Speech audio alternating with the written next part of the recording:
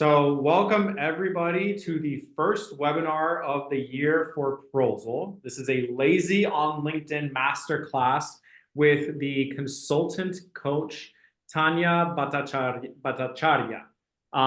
In a second, I will introduce myself and I'll cover what we'll be talking about today. In the meantime, please introduce yourselves in the chat by sharing who you are, where you're calling from, and what's your area of expertise or what do you shine in. I'm going to go ahead and kick us off. So I'm Alfredo. I'm the COO and the co-founder of Prozl. For those of you who are new to our community, Prozl is an RFP platform and business development community that makes it easy for agencies and consultants of all backgrounds and sizes to find and win new clients from RFPs. Prozl is the only online platform that vets and shares high-quality RFPs and provides you with the resources and educational opportunities like this event to win those RFPs. Before Prozl, I was in the same position as so many of you. I was the founder and the president of All Ross Digital, a digital communications agency serving environmental organizations like nonprofits and foundations. And in launching Prozl and getting to know so many of you, one thing has stood out that won't come as a surprise to anyone. Business development is tough. It's not always easy to get a return on it, and whether that return is a hard win or a soft win, like an interview, feedback, or a new connection. I felt this a lot when I was applying to my first few RFPs, and even after winning so many of them, it still felt intimidating to apply and to follow up and to ask for feedback, especially if I didn't get the response that I wanted. So in hearing those requests and to help you improve your ability to compete for new opportunities, this is a response to those requests. I'm going to introduce the content of the webinar in just a moment, but I also want to welcome today Samantha Bustamante, who is on the call. She is Prozl's new community manager. She is joining us from Fresno, California. And she's going to be leading a lot of the conversations and events in the future, not just this one, but some of those interviews that I've had with a lot of the folks on this call. So please get used to seeing her around and give her a big, warm welcome. All right. Welcome to Lazy on LinkedIn, building a strong brand on LinkedIn with just 1 hour a week. So a lot of you probably think that your clients and your partners are on LinkedIn, but you might not feel noticed. And to get noticed, you need to build a strong brand and become an expert on LinkedIn. At least that's what we all think, right? And that's how we get to draw in clients who are ready to pay for us. But at least for me, LinkedIn is like down here on the list of things that I need to do when I have so much on my agenda. So today we're going to have someone help us out in how we can stand out on LinkedIn. We're joined by Tanya Bhattacharya, the founder of Lumos Marketing, a thought leadership consultancy for social impact entrepreneurs who are ready to stand out as they stand up for their mission. Tanya is going to be here to show us how to be lazy on LinkedIn and actually stand out in a visible manner and then generate leads for us. In this hour, we will be talking about how to use this same hour repeatedly on LinkedIn, and how she's going to use her superpower to help us become experts with clarity, confidence, and content that can deliver on our message and change hearts and minds. So with that, let's get started, and I will pass it over to Tanya. Beautiful. Thank you so much, Alfredo, for that wonderful introduction. It's been awesome to see some of your intros in the chat as well and getting to know who's in the room. I'm going to go ahead and share my screen here so we can get started. Just give me 2 seconds to do that. Let me do present. And I am going to make sure to have the chat up so I can see your questions as they come along. But we will have time at the end for Q&A as well. So feel free to drop your questions in the chat. And if it makes sense in the moment, I would love to answer them. And if not, I will go ahead and answer them at the end.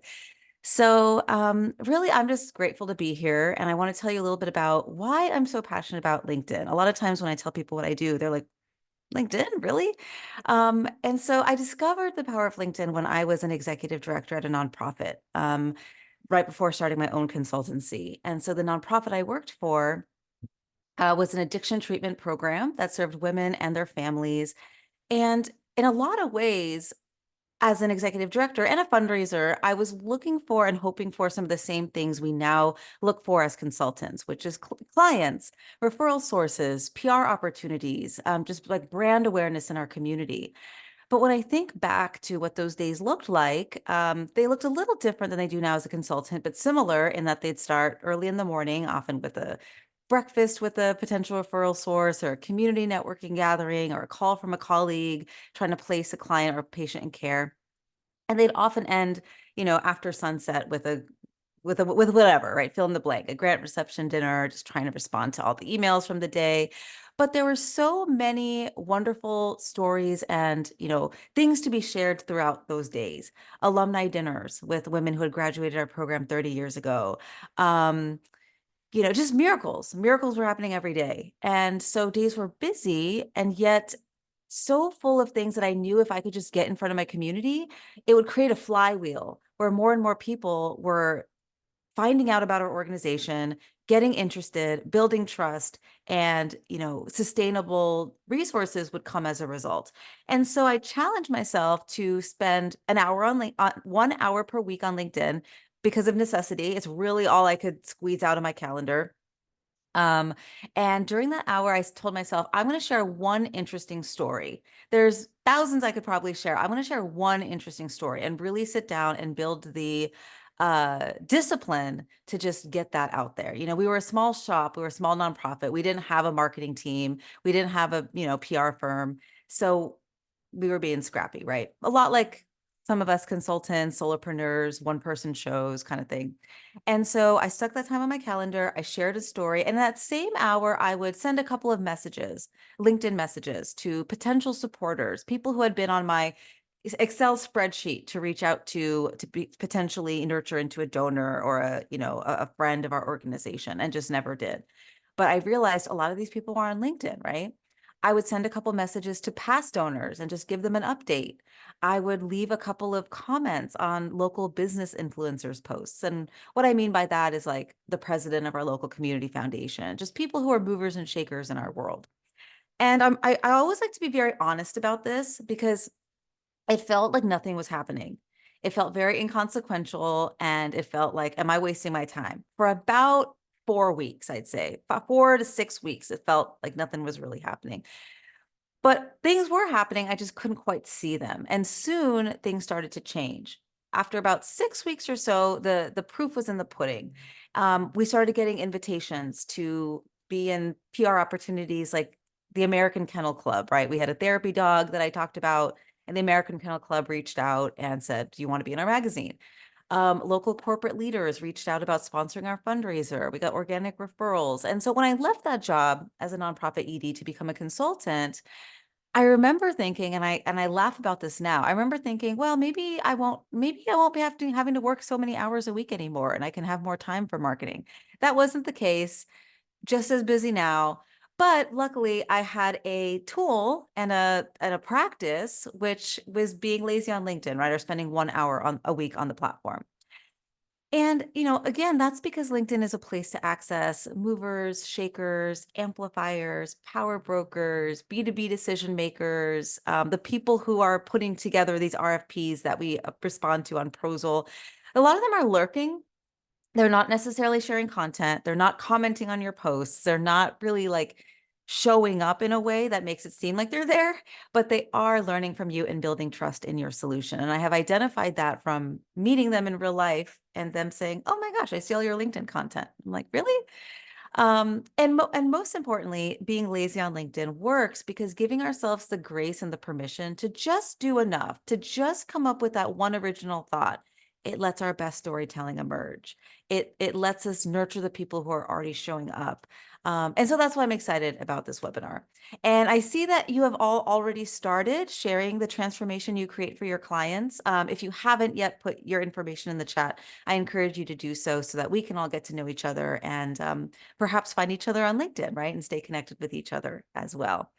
So I do want to say the word lazy is in the biggest air quotes possible. I don't actually mean any of us are lazy. I'm trying to sort of reframe, reclaim that word. I think it's about being life first. My friend came up with lazy on LinkedIn and it just kind of stuck.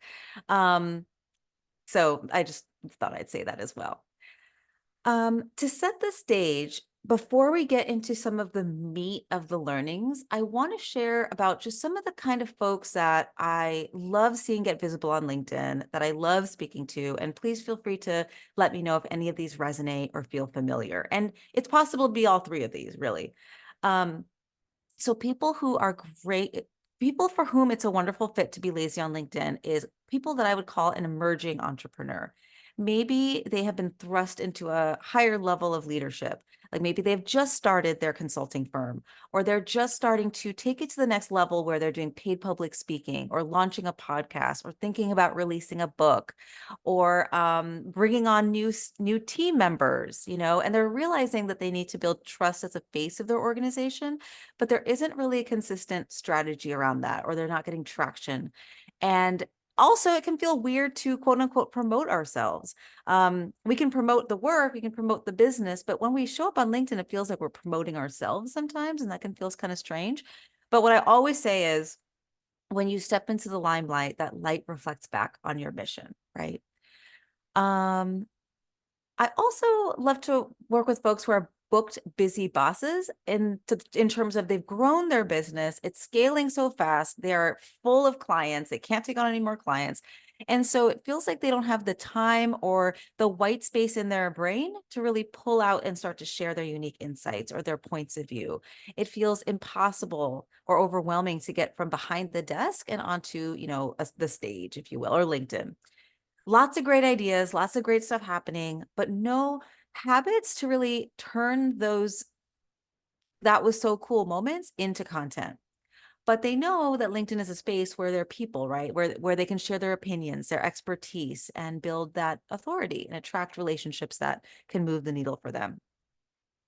Plus, a little inkling in their mind might be saying, well, I've got a full client roster now, but I need to stay top of mind. I want to keep this momentum going. I want to keep this pipeline, filling up. And then finally, folks that I would call sort of an undercover expert. So consultants fit this mode really well. They're specialists in their field. They have done this work so many times. They know what they're talking about. They just maybe don't have as much like awareness or influence as they'd like to have. Sometimes they're unsure if they have really anything worthwhile to say on LinkedIn, even though they're so full of wisdom. But sometimes what I've noticed is sometimes folks don't fit that typical image of leadership that our society is used to seeing. And so when it comes time to show up, share our thoughts, share our opinions, talk about what we believe in, of course it feels scary. Of course it feels uh, nerve-wracking. And so it's not, I always like to say it's not really about recognition or influence per se. It's about having a larger voice. It's about having a deeper change making capacity. It's about being able to build trust with folks and build awareness to have that larger impact. And so I really wanted to put together this webinar to kind of share these three things. How do I stay top of mind as a go-to voice in my sector, in my field for what I do without burning out, trying to be everywhere at once, right? What are some strategic and sort of scheduling tips for easeful visibility? How do I attract a steady stream of funding, of leads, of visibility opportunities without what I call icky pitching or cold calling? We all get those messages on LinkedIn that we're like, is this a human or is this a robot? I don't think that really works, and neither does straight up wishing or praying. We've got to do something. So, you know, and then finally, how do I build that like CEO presence, that leadership presence so that I can confidently show up and ask for whatever it is that we need in our business? When I was in the fundraising space, it was for funds. In the consulting space, it's often, for the sale, for the gig. Um, raising our prices to align with the value we provide as that expert consultant we are. And eventually you might not be in this boat yet, but this also helps you attract the best talent for your team as you scale your consulting firm. So all of this is possible through showing up on LinkedIn. And so a few facts about LinkedIn. This further gets at that why, because, I think there's probably a range of people here. There's probably people who are very active on LinkedIn. There's some who I'm connected with already, and it's great to see you. And there's some who maybe haven't dusted off their LinkedIn profile since, university, since you created one for a project or something. That's a story that comes up a lot. And so in this day and age in 2024, and this is actually outdated a little bit. Now LinkedIn has over 1 billion active users. But less than 3% of LinkedIn users actually post content regularly. So we've got a lot of LinkedIn lurkers. I've also heard 5%, it's somewhere between 3 and 5%, not a lot, you know. Um, so 95% plus don't actually post content. They just kind of scroll and see what's happening. And that's important for two reasons. Your success, is not gauged by the number of likes you get or those vanity metrics, right? Because people are watching, right? They are internalizing, they're consuming, they're building trust in you, whether they're actually engaging in your content or not. And this can be tested in a couple of ways. This can be tested by you going to an industry conference or you meeting up with kind of a decision maker in your space. And oftentimes, one of the first things they'll say, like I just said earlier, is they'll say something about something you shared on LinkedIn. Like this happens all the time. And it reminds me every time, even though people are not necessarily commenting, they are watching. And it means that when they are ready for your solution, you are top of mind, right? But the second reason why that stat is important is because compared to other social media platforms, there's a greater ratio of users to content. And so when you do share that weekly story, it will linger, right? It has a longer shelf life. It has more time to get noticed. Those of you who do share on LinkedIn, you may notice that even a week, 2 weeks, 3 weeks after you post, it's still getting, people viewing it and commenting on it. And pretty much what I'm trying to say with all this is LinkedIn is still unsaturated. You can still get that, organic reach to your content in a way that you can't always on other platforms. So it works really well to be kind of lazy on LinkedIn here and show up a little bit because you get a lot of return. And of course, this kind of almost goes without saying, but LinkedIn was designed for this work. It was designed for networking. It was designed for growing our businesses and business development. Because let's say you're a consultant and one of your existing clients likes your post or they leave you a comment. Um, the algorithm is kind of designed, like it does a great job of showing their network, their friends, their colleagues, your content as well, even if those new friends are not connected to you yet. And it tends to be, if you work with foundations and nonprofits, let's say, it's likely that your clients are also friends with other people who work for foundations and nonprofits. So it's just a really easy way to meet more of your existing people. And it tends to be an audience that can invest in your services because, you know, business owners, decision makers, folks with higher revenue, they tend to use LinkedIn. And, the last thing that I'll say about this, I could probably spend an hour talking about why LinkedIn. I won't because I want to get into the how. But even if you go through this presentation and you say, Tanya, that was nice, but I still don't want to use LinkedIn. Like I still just don't want to be on social media. That's totally fine.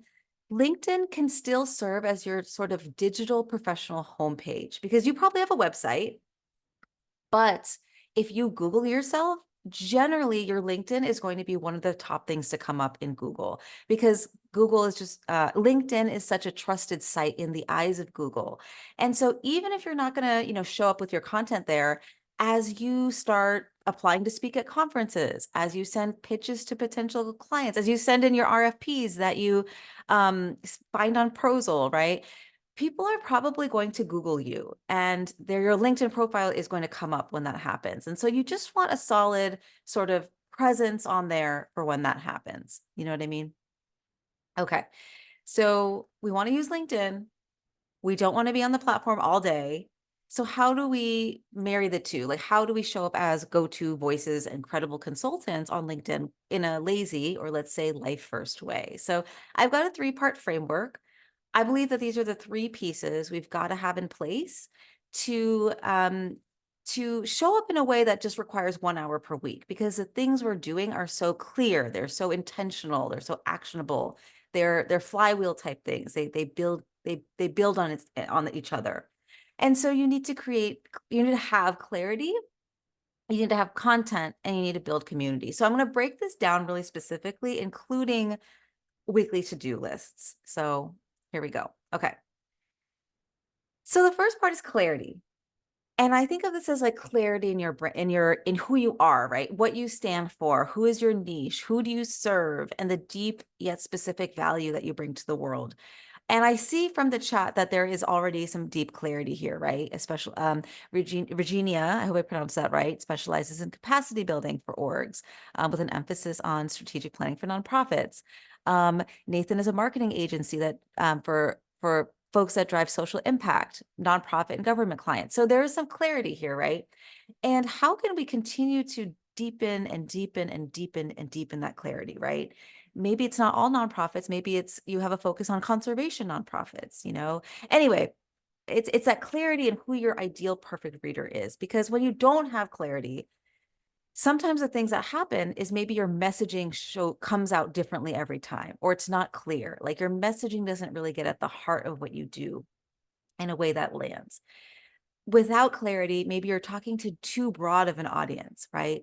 Like if you, like for example, if you talk to all business leaders who are navigating change, that can be a little bit broad, right? And it could still work, but likely your ideal specific audience maybe doesn't quite understand what you do, why it's important, and how they can fit into your work. You know, what kind of business leaders, right? What kind of change? Or maybe you have a lot of things that you are passionate about and talk about, but it doesn't fit into like a unified vision, mission, or brand story. But when you do have clarity, some of the things that happen is it makes people say, tell me more, right? They begin to talk about you in rooms that you're not even in, and refer you.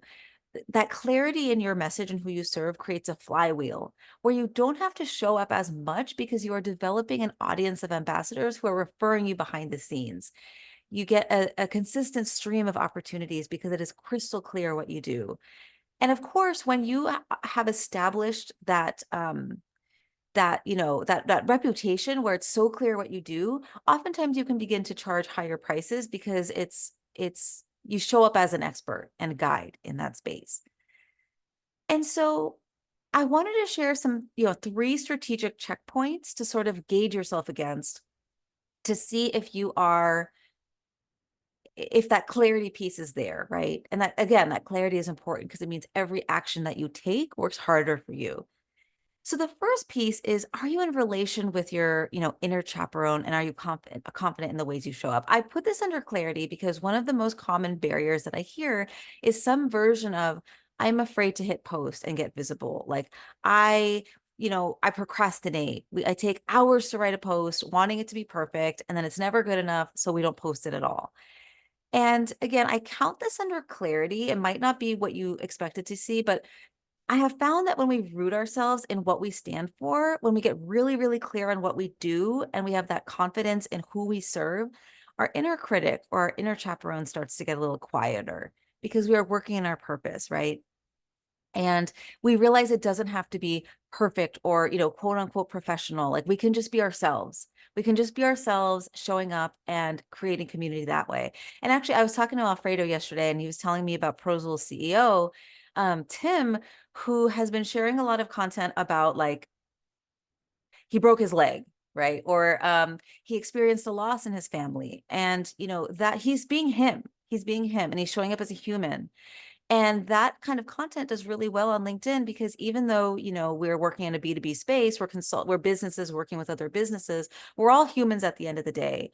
And, people want to work with people that they know, like, and trust, and feel a connection with, a human to human connection with. So, things don't have to be perfect, often, or like quote unquote professional. Oftentimes that is a barrier to connection, just be you. The second checkpoint I would ask yourself is, when you're showing up on LinkedIn, are you speaking to a specific group of people or a specific, niche in their own words, in their own language? That allows us to be lazy on LinkedIn because when your ideal clients hear themselves reflected, they start to know that you are for them. So, for example, I see that there's a lot of people that work in the nonprofit space. Instead of saying, we're, you know, people who work in the nonprofit space are so busy and burnt out, perhaps bring in a little mini story or a little example, like, bring in the example of, the night before the gala and how we've all been there in terms of, having to stuff 2,000 Avery name tags so that everybody had a name tag, the next morning. That's just like a random example, but bringing in that specific example that the people in your world will fully understand and kind of be signaled that your content is for them, right? You just start to get more right fit inquiries from your one post per week when it is specifically designed for that person you serve in their own words and their own language. And then finally, are you sharing in a way that's rooted in your brand story that demonstrates your deeper why? I have found that when we are rooted in our lived experience, right, in our passion, when we are sharing what we have grown through to become the guides that we are today, that is the most immediate shortcut to trust, right? Our stories are a shortcut to trust. I would guess that for many of us, as I read through, what we all do in the chat, the work that we do for our clients are somehow related to experiences that we went through ourselves or that we are passionate about. I know that's the case for myself, right? And so sharing from my story, even if it's not like a story where I show up as, looking great necessarily, maybe it's a story about a mistake I made, and what I learned from that mistake, but those stories helps us be lazy on LinkedIn because that transports our readers into our world like nothing else does, right? And then so once you have that clarity and you're feeling good on that clarity, the next piece is content, right? And this part is, we all know we need to have content, but why is content so important?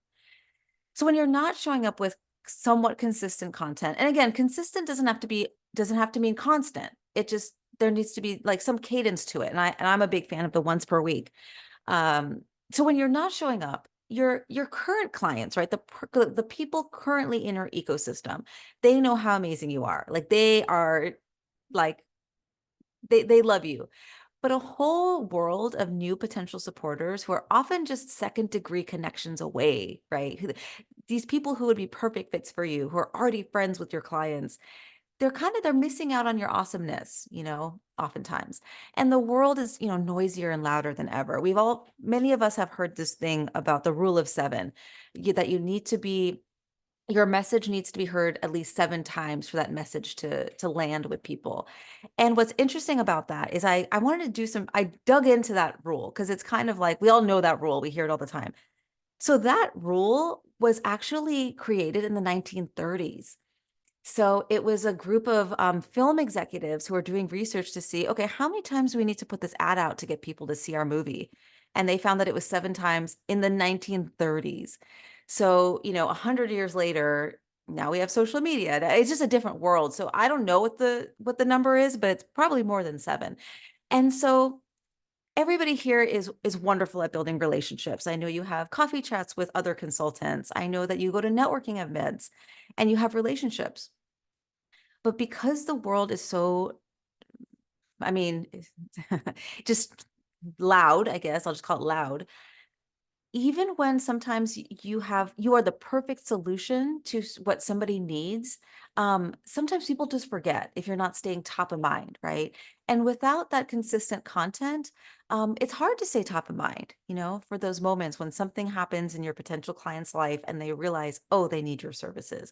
Showing up with that once per week cadence means that you're generally showing up on their feed when they need you. And then finally, when you don't share content on a consistent basis, and I think this is the worst thing. I know there's a lot of mission-driven consultants here in this room. When you're not sharing that value-packed, informational, educational, heart-driven content, your ideal audience or ideal readers, they keep struggling with their issue, right? Maybe they never get support at all. This work is not just about getting the client necessarily. It's also about changing hearts and minds at scale. And if you are not sharing your opinions and your stories and your perspectives and your how-tos, you're not impacting the people who struggle with the issue that you work on as strongly as you could. But when you do have content, your content works as a 24/7 marketing team. LinkedIn just starts showing it to people so you don't have to.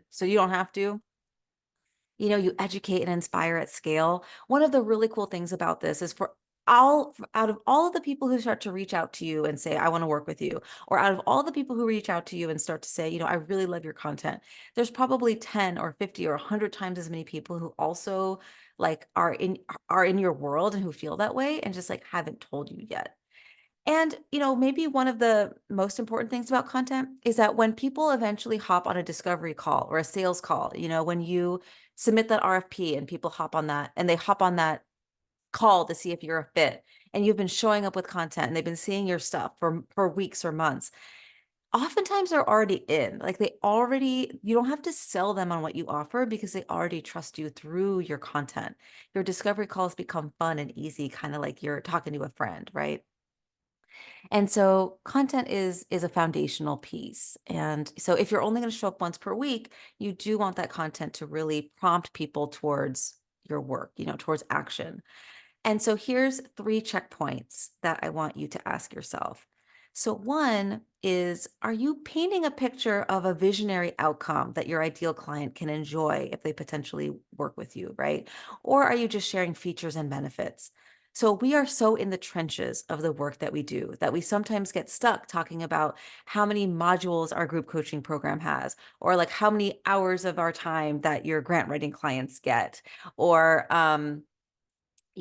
how these details, right? These details. And there's a place for that. I'm not saying don't talk about that. But I also want you to, so there's, you may have heard of this, but doing that is kind of like highlighting how comfy the seats on the plane are, or how delicious the meal you're going to get for lunch on the plane is, when you could actually talk about the tropical destination that you're taking your clients to, right? So in your content, I want you to make sure that you are talking about the end transformation. What could it look like for the foundations that you work with when they implement narrative strategy, right? What could it look like for organizations once they have, implemented your leadership development skills? How would their world change? How could they create more mission fulfillment? Um, share those stories. The second thing is, are you positioning yourself as that go-to guide by sharing your key brand messages again, again, and again, and again in slightly different ways? So this, I hope, lands for you as a little bit of like a weight off your shoulder. You don't have to come up with brand new ideas every time you go to create content. You can just share those right foundational pieces again and again. So if there's an industry stat that at any given time, only 3% of people are ready to buy a thing. And so you sharing your content and your brand messages on an ongoing basis means that you show up in their feed and, top of mind when they're ready. And so truly, I have found that you can literally take the same, kind of 10 key ideas, 15 key ideas, and repurpose them and share them over and over. And that too helps us be lazy on LinkedIn. And then finally, the third one is, are you making your content work harder for you by including that, call to action to invite someone to take the next step, whether that is leaving a comment, downloading your freebie or lead magnet, or maybe simply encouraging them to think about something differently, right? Maybe you're inviting them to sign up for an event or webinar. Always include a call to action, even if it's as simple as, a question that you want them to answer in the comments. And then finally, community. I do believe that the community aspect is the most missing piece.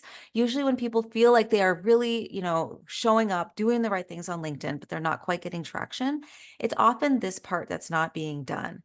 And so when you're not intentionally building community on LinkedIn, it feels lonely on LinkedIn, and we want to be lazy, not lonely. And I'm not necessarily talking about vanity metrics like likes and stuff. It's about relationship. And so when you don't build community on LinkedIn, you don't necessarily, know where that next opportunity is coming from. You're not getting a sustainable stream of inquiries from LinkedIn. And you're showing up with your content only goes so far, right? A big part of success on LinkedIn is engaging your audience and giving them an in, starting conversations, leaving comments for other people. It's about reciprocity. So as you're showing up for your community, they show up for you. And so, I truly do believe, Instagram is kind of about visuals. I think TikTok is about like quick entertainment. And I truly believe the currency of LinkedIn is relationships, right? LinkedIn is where we can build these deep, deep relationships. And the importance of this can't be overstated when we are working on these big causes, these big issues, like maybe mental health or changing the nonprofit landscape or changing the way philanthropy works. These big visions we have don't get accomplished alone. So as you build community with people on LinkedIn, like it's so amazing how the relationships form. But anyway, I want to talk about these three checkpoints because again, the community that forms around you, they're going to share your content with others. They're going to engage in your content and make sure that you're showing up in a deeper way. They're going to refer you clients. They're going to serve as ambassadors for you. So the first number one checkpoint is, are you engaging with the people who are engaging with you? If you can, if you're looking at the thing of who's viewed your profile, are you sending them a little message, right? To say hi and introduce yourself. People who leave you comments, people who vote in your polls, people who um, just leave you a like, are you reaching out to them to say hi and getting to know them and deepening that relationship from a stranger into whoever they're meant to be in your world, right? And maybe it's not always a client, maybe it's a referral partner. Maybe it's a mentor. Maybe it's a mentee. Maybe it's somebody who wants to invite you to speak in their session, Yeah, amazing things can come from that. The second thing is, can you engage in collaborations and partnerships, whether that's, LinkedIn Lives or audios, or just, maybe you and somebody else go in and do a post together and tag each other. It can be as simple as that. There's so many strategic partners who serve a similar audience to you, but maybe in a slightly different way. So for example, I'm just looking at the chat here and I'm not scrolling up too far. So I'm seeing that, Virginia, it does strategic planning for nonprofits. So, could she partner with somebody who doesn't do strategic planning, but for someone who maybe they do like fundraising plans, or maybe they're a coach for executive directors so that they can operationalize and really like do the steps that are needed to move forward in that strategic plan without fear. Like, who are those people who are in the Venn diagram with you, right? So you do this, and there's something in the middle that you could partner on and bring your two audiences together. And that's really powerful because when you share your audiences on LinkedIn, it not only grows your audience and your reach, but there's a trust transfer. Like if somebody trusts Prozul and they don't know me, they're still like, well, Prozul is a good organization. They're a good company. So let me go and see what Tanya's talking about, right? It just it builds it. There's a trust transfer. And then finally, the third one is, are you searching for new right fit friends using LinkedIn's amazing search tool? Um, I wouldn't do this part necessarily. Well, I don't want to, prescribe what you do, but the LinkedIn search tool is really incredible. So let's say that your niche is, let's see, I will find one from here. So, okay, so like for example, Ashley works with among other places, nonprofits to expand their in-house comms capacity. And so likely you might, and I'm just guessing, but I would guess that oftentimes you work with, chief marketing officers that are just like burnt out and at capacity of nonprofits, or if the nonprofits are smaller, oftentimes working with like the CEO directly. And so you can go into that LinkedIn search tool and search for, chief marketing officer. And there's going to be millions of answers and results. So then you can filter it down by people who work in the nonprofit sector. You can filter it down by people in the Alexandria area. You can filter it down by people who went to the same school as you. You can filter it down by people that you have that your second degree connections with. So you know that there's at least one person who can introduce you to that person. There's so many ways you can skin that cat. And I would encourage you to play with the search tool. Um, and it can get overwhelming. I see a question here that I'm going to get to. It can feel very overwhelming when you do this search and there's like thousands of people. You're like, okay, what, well, now what? And I will just say, like, I'm a big Atomic Habits girly. Like these small things result in big impact over time. And so let's say that you set yourself the goal to find and connect with 3 new friends, 3 new ideal clients using the search tool. 3 new friends a week equals 150 in a year, right? So over a year, you're adding 150 like exact right fit people into your world. And as they see your weekly content, it just creates those inbound opportunities in a really beautiful way. So I want to answer this question from Ellen. Can you give examples how to engage with people engaging with you? I'm a little afraid of getting overwhelmed. Yeah, that's a great question. My experience is that people who reach out to me are other consultants looking for work and start by requesting a meeting. Yeah, I have a no meeting policy. I at this point I can't take meetings with folks.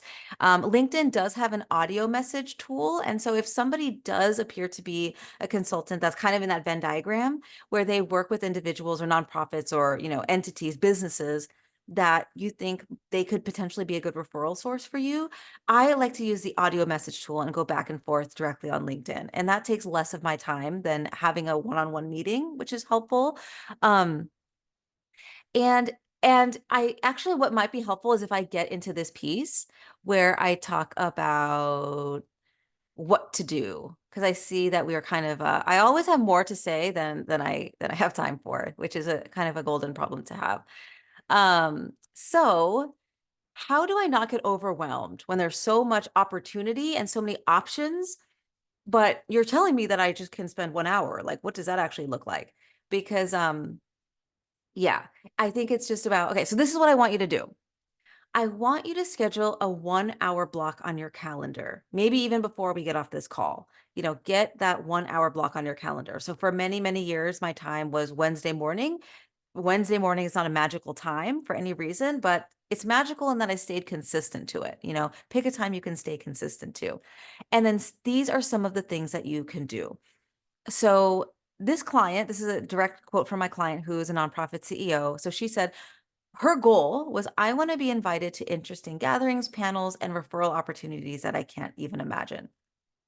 So, what she might do is um, she would first, before I get into that, one thing I just do want to say is I do encourage people to batch content.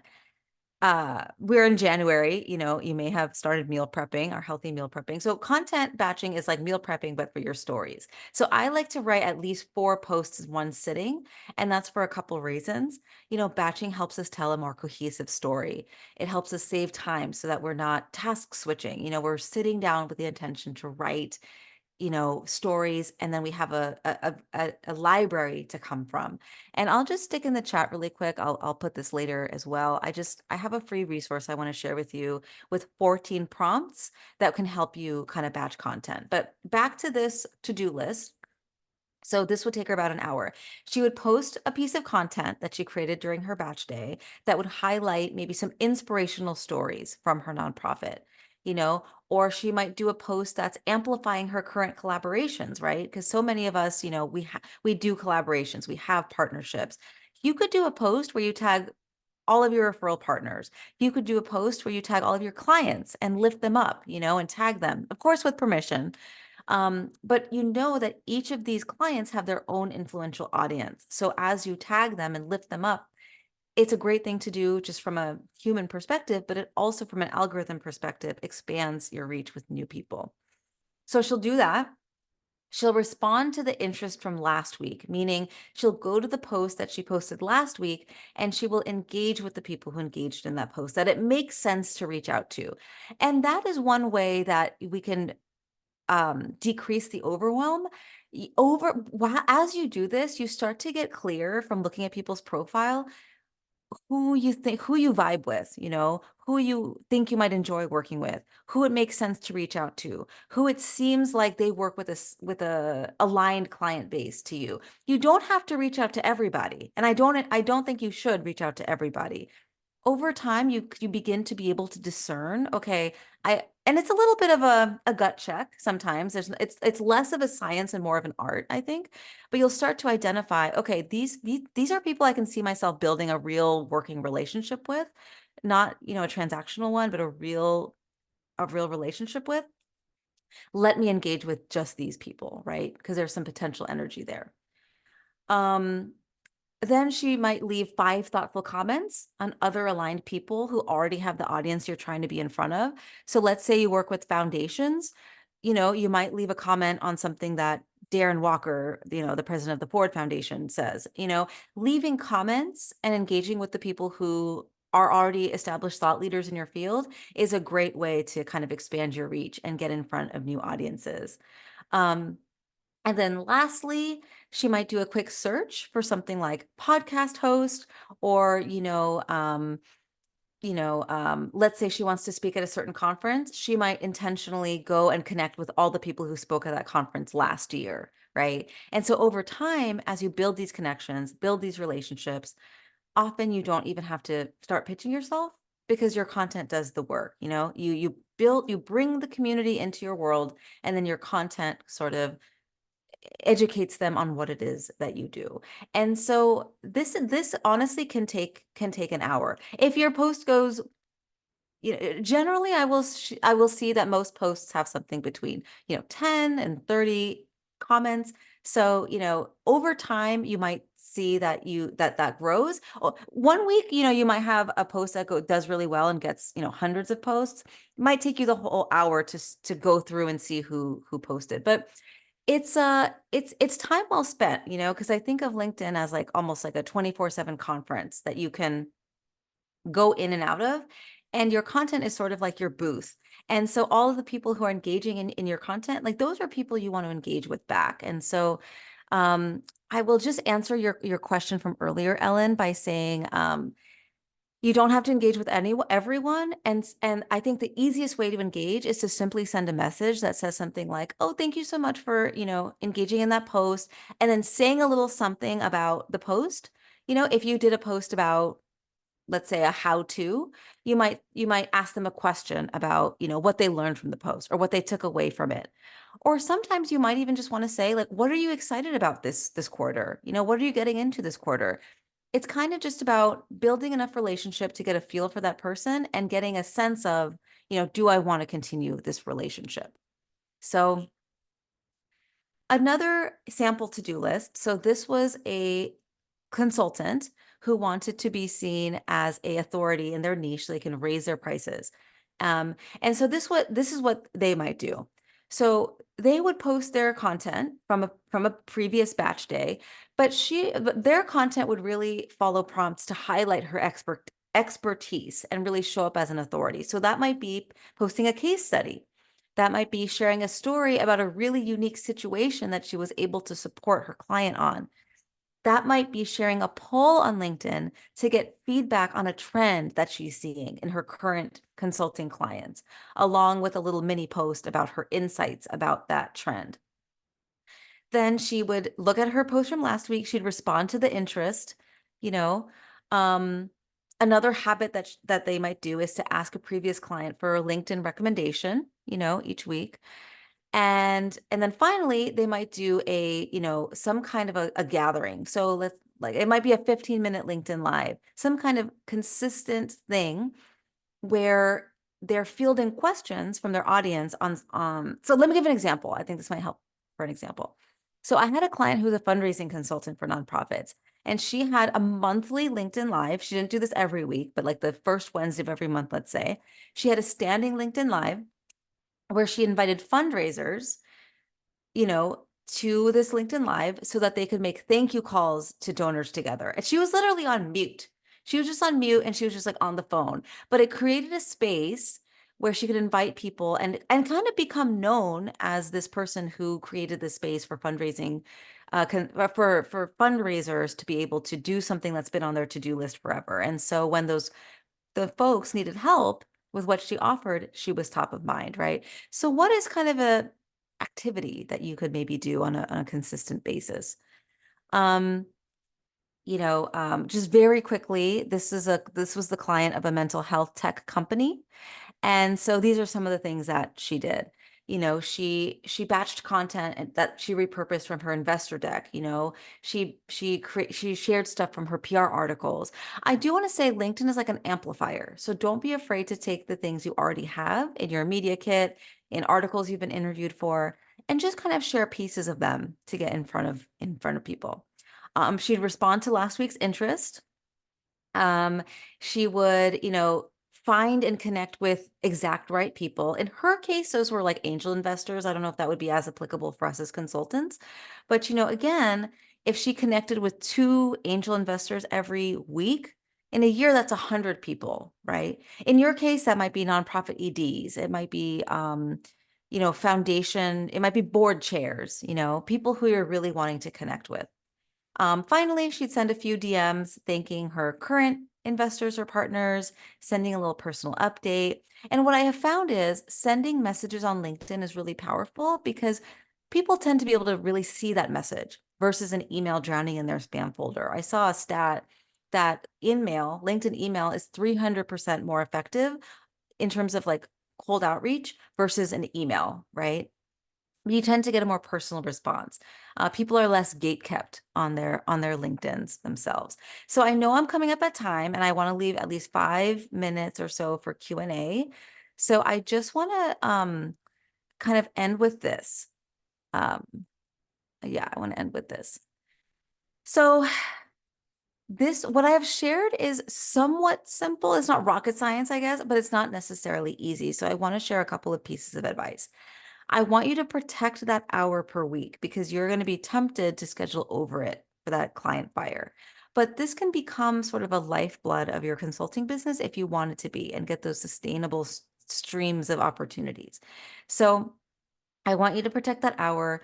I want you to give yourself maybe 5 minutes to scroll the feed. But remember, your feed is not necessarily going to show you it's not necessarily strategic to do that. So then I want you to jump into your to-do list that you build, maybe based on some of the ideas that I shared earlier. And I would say share a piece of content, right? Share a story, engage with the people who are engaging with you. Reach out to a couple of people that make sense to reach out to, maybe ideal potential clients, if you will.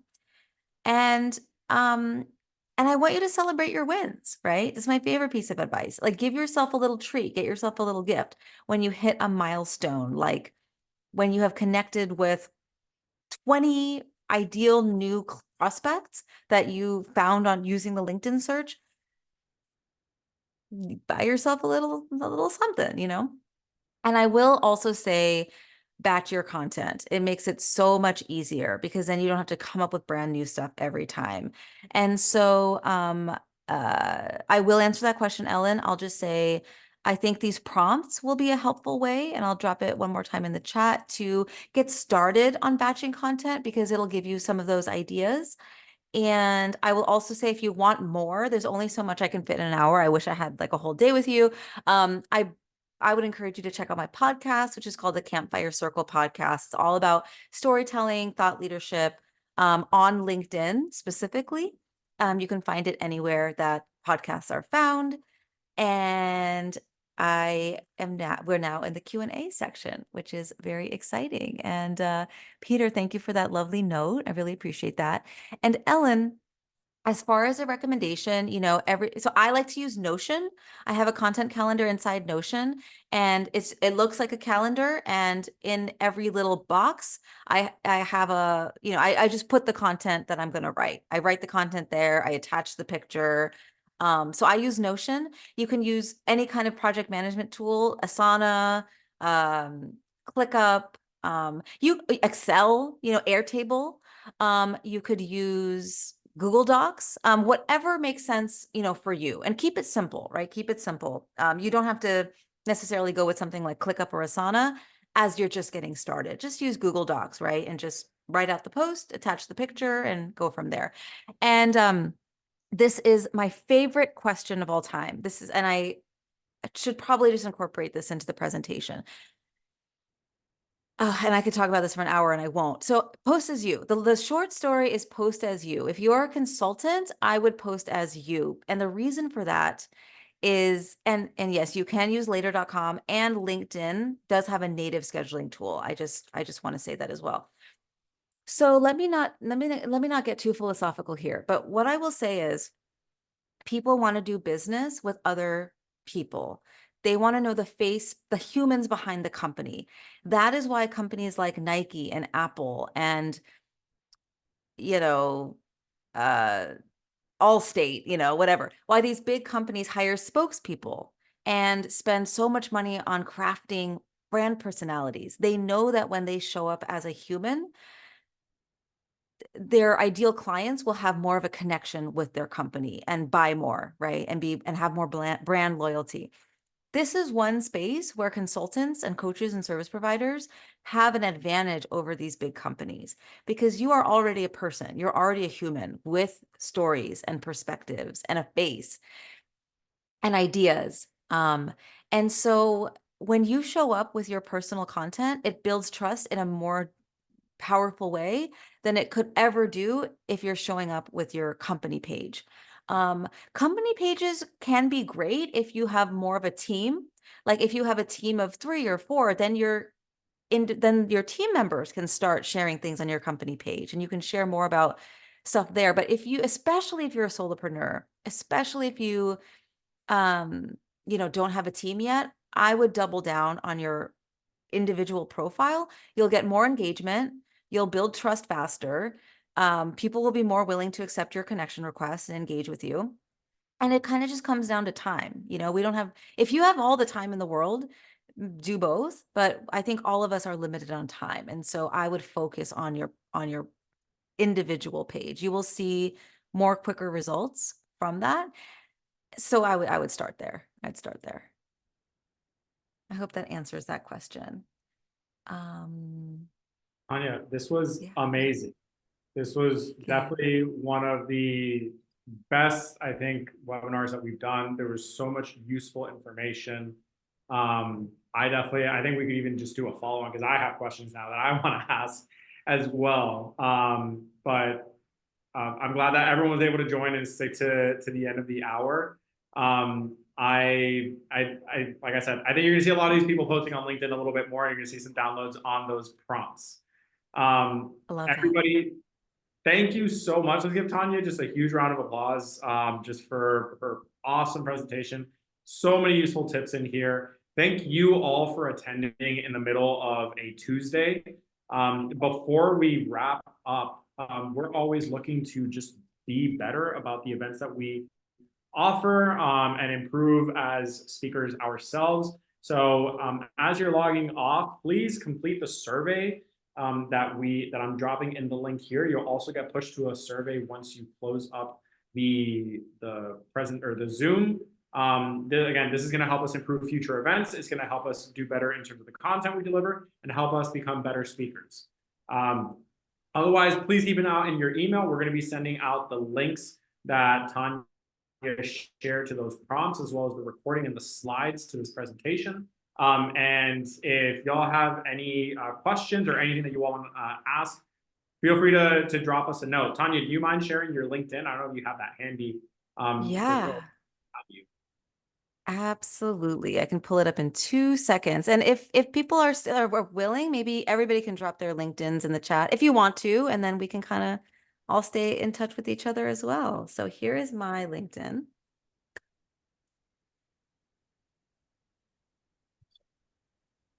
And I would love to connect with everybody. You started a LinkedIn train here. I love it. Amazing. All right. Well, everyone, thanks again so much for joining. Click on all those links, add everybody. Keep an eye on your email for the updates. That video and those resources will go out soon. And have a wonderful rest of your Tuesday and have a wonderful week. Tanya, thank you again. You're so welcome. Thank you for having me. This was wonderful. Thanks everyone for being here. Bye, everyone.